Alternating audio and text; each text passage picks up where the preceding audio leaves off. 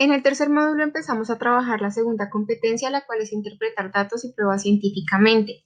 Y las habilidades específicas a desarrollar fueron la habilidad para interpretar pruebas o datos presentados en forma de tablas y la habilidad de hacerlo en forma de figuras e imágenes. La pregunta 5 del test buscaba evaluar la habilidad de interpretarlas en forma de tablas. Sin embargo, en la segunda aplicación el porcentaje de acierto fue mucho menor que en la primera, así que vamos a analizar estos resultados. En el primer ejercicio se encuentra una tabla donde con los signos más se muestra el crecimiento de 3 réplicas de cada cepa aislada en medios con 3 hidrocarburos diferentes como fuente de carbono.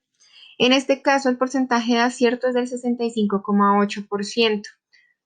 Sin embargo, durante la realización del taller, en este módulo se trabajaron cómo leer las tablas e interpretarlas, y en la actividad final el porcentaje de acierto a esta misma pregunta aumentó al 71%.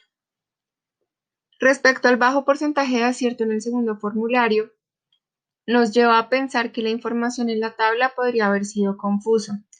En esta se mostraba información de las pruebas bioquímicas y morfológicas para 4 cepas de pseudomonas, y aunque se pide que se analice la tabla, la pregunta también pide que se use el resumen del artículo para hacer la deducción. En el resumen, los autores mencionan que no se presentó diferencia significativa para la tolerancia al plomo entre los aislados que fueron identificados bioquímicamente como Pseudomonas aeruginosa. Si bien en el resumen es claro que las 4 cepas aisladas pertenecían a un mismo organismo, en la tabla esto era confuso ya que no presentaban exactamente la misma morfología. Esto se corrobora al evidenciar que la respuesta con mayor frecuencia fue la que decía que las pruebas muestran que química y macroscópicamente las 4 cepas se parecen, pero puede que no sean de la misma especie. Otros interpretaron que aquella cepa que difiere de las demás en su morfología es porque era una variación rara de las pseudomonas.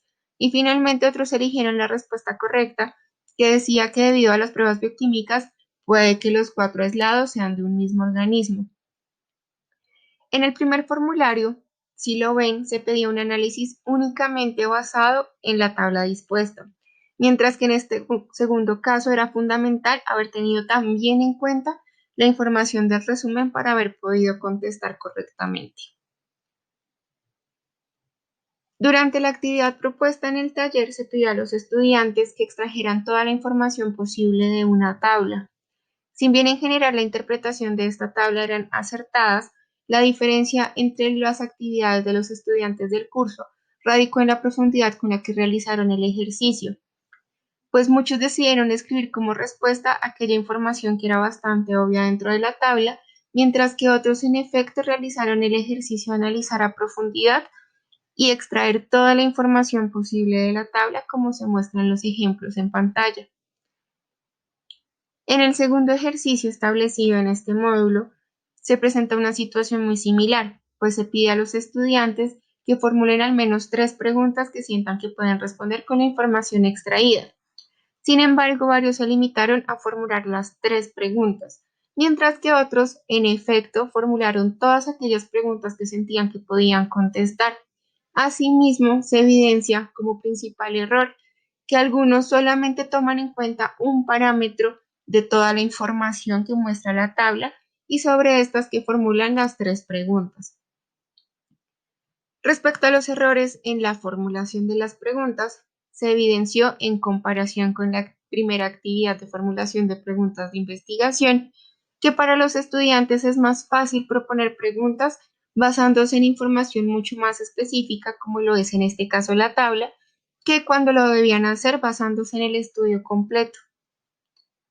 La séptima pregunta del formulario buscaba evaluar la habilidad para interpretar pruebas o datos en forma de figuras o imágenes, y en ambos casos se pidió analizar una figura e identificar la deducción correcta.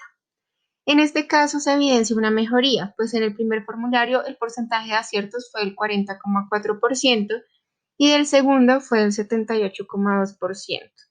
Asimismo, durante el desarrollo del módulo, en el momento en el que se enfrentaron de nuevo a la primera pregunta, el porcentaje de acierto fue del 69%.